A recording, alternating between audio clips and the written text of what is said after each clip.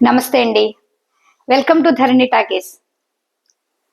నా వీడియోలు ఎవరిని ఇబ్బంది పెట్టడానికి, కంగారు పెట్టడానికి, టీచర్లని, తల్లిదండ్రులని భయపెట్టడానికి కాదండోయ్. చూడండి, మన మంతెన వారి వంటింటి చిట్కాలు ఉంటాయే, ఆయుర్వేద చిట్కాలు. అరగకపోతే వాము తినండి, లేకపోతే నీళ్లు తాగండి అని చెప్తూ ఉంటారే. అలాగా ఒక లక్షణం, ఒక శరీరంలో ఉన్న అనారోగ్యం పెద్దదవకుండా ఇంట్లో ఉన్న వాటితో చిన్నవి చేసుకుంటాం ఎలా అని చెప్తున్నారు కదా. ఒక 25 నుంచి 30 ఏళ్ల ఎక్స్పీరియన్స్ ఉంది కదా నాకు పిల్లలతోటి. అందువల్ల ఈ ఇలా చెప్పటం వల్ల మీకు ప్రయోజనం కలుగుతుందనే తప్ప మిమ్మల్ని కంగారు పెట్టి, భయపెట్టి మీరు బెంగలో జారుకుంటానికి కాదు. మీరు కొత్త భయాల్లోకి వెళ్ళకండి. మీరు పిల్లల్లో ఇలాంటి లక్షణాలు ఏమన్నా ఉంటే చెక్ చేసుకుని డాక్టర్ల దగ్గరికి వెళ్ళండి తప్ప మీరు భయపడిపోవద్దు. బెంగ అంతకన్నా పెట్టుకోవద్దు. టీచర్లకు కూడా చెప్తున్నానండి, మీకు ఇలాంటి లక్షణాలు ఉన్న పిల్లలు ఎవరైనా కనిపిస్తే మేనేజ్మెంట్కి చెప్పండి. అదేవిధంగా పేరెంట్స్కి కూడా చెప్పే ప్రయత్నం చేయండి. చిన్నప్పుడే ఇవన్నీ తగ్గించుకోవచ్చండి, పెద్దయ్యాక కష్టం. మీరు మరోసారి చెప్తున్నాను, మిస్ ఇన్ని విషయాలు చెప్పేస్తున్నారు, అయ్యి బాబాయ్ ఎంత భయంకరమా అని అనుకోవద్దు. మీకు ధైర్యాన్ని ఇవ్వడానికి, సూచనలు సలహాలు ఇవ్వడానికి మాత్రమే, మిమ్మల్ని భయపెట్టడానికి కాదు. దీనివల్ల పిల్లలు బాగుంటారని. ఓకేనా?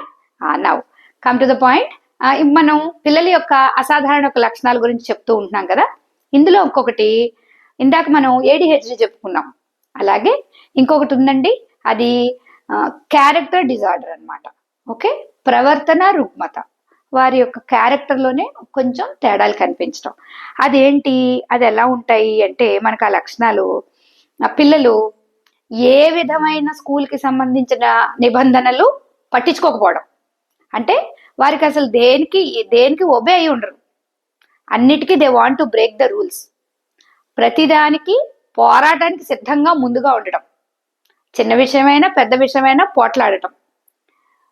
స్కూల్లోనే కాదండి, ఇంట్లో కూడా ఇది ఇలా చెయ్యాలి అంటే వినకపోవడం. రెండోది, ఇంట్లో పెంపుడు జంతువులు కానీ లేదా వారికన్నా చెల్లెళ్ళు తమ్ముళ్ళు కానీ ఉంటే వారితోటి శారీరకంగా వారిని ఇబ్బంది పెట్టడం, వారిని చిరాకుపరచడం, వాళ్ళతోటి దూకుడుగా ఉండడం, మనకన్నా చిన్న వాళ్ళతోటి. నెక్స్ట్ ఇంకొకటి ఏంటంటే దొంగతనాలు చేయటం. చిన్న వయసులోనే ఎవరు ఏది చెయ్యకూడదు అన్నారో అది చేద్దాం అనుకోవడం.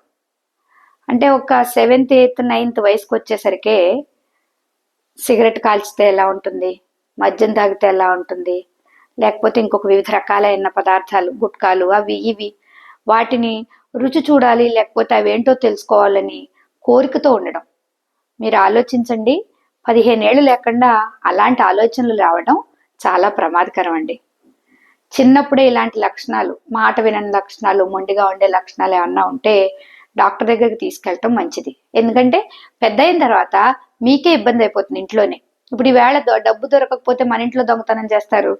ఇలాంటి అలవాట్లకు బానిసైపోయి ఒక్కొక్కసారి ఇలాంటి లక్షణాలు ముదిరి వారికి చేతికందిన దొరకకపోతే వారికి హాని చేసుకుంటాం, లేదా ఆత్మహత్య చేసుకుంటాం, లేదా పక్క వారికి హాని కలిగించే స్థితికి కూడా పెరుగుతారండి. ఎందుకంటే వారికి శారీరకంగా బలంగా ఉంటారు కదా, ఆ వయసులో వాళ్ళకి తెలియదు కదా. మనం ఈ లోపాన్ని, ఈ ప్రవర్తన సంబంధించిన ఈ లోపాన్ని చిన్నతనంలో గుర్తించి మీరు గనక దానికి ట్రీట్మెంట్ ఇవ్వకపోతే పెద్దయ్యాక వారి జీవితానికి, మీ జీవితానికి, అంటే కుటుంబంలో ఉండే మిగిలిన అందరికీ కూడా చాలా ప్రమాదకరంగా మారేది ఉంటుంది. కాబట్టి ఒక్కసారి ఇలాంటి లక్షణాలు పిల్లల్లో ఉన్నాయేమో చూసుకుని, ప్రతిదానికి లాజిక్ చెప్తారు, పోరాడుతూ ఉంటారు, చూసుకుని మీరు డాక్టర్ దగ్గరికి వెళ్ళి కౌన్సిలింగ్ ఇప్పించాల్సిందిగా కోరుతూ ఉన్నానండి. Thank you.